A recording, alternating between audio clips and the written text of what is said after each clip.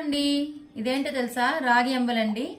మనం సంగటి చేసుకున్నప్పుడు సంగటి చల్లగా అయిపోయిన తర్వాత అందులో ఉల్లిపాయలు, సాల్ట్, పెరుగు వేసి కలిపితే ఇలా అంబలి తయారవుతుంది. ఇది ఎముకల పుష్టికి చాలా మంచిదండి. ఇది మనం గ్లాసులో వేసేసుకొని ఏదైనా పచ్చడితో సర్వ్ చేసుకుంటాము. మన అమ్మమ్మలు, తాతయ్యలు ఇలా రాగి అంబలి, రాగి సంగటి, రాగి పిండితో తిన్న పదార్థాలు బాగా తిన్నారు కాబట్టే చాలా హెల్దీగా ఉన్నారండి. ఇదిగోండి రాగి సంగటి. మనము ఇప్పుడు కంది పచ్చడి ఉంది కాబట్టి మనం కంది పచ్చడితో రాగి అంబలి తీసుకుందాం. చాలా హెల్దీ అండ్ టేస్టీ రాగి అంబలి, కంది పచ్చడి. ఈ రాగి అంబల్లో ఇష్టమున్న వాళ్ళు పచ్చిమిర్చి కూడా వేసుకోవచ్చండి. చిన్నపిల్లలు ఉంటే పచ్చిమిర్చి తినరు, కొంతమంది పచ్చిమిర్చి తినరు కాబట్టి వేయట్లేదు.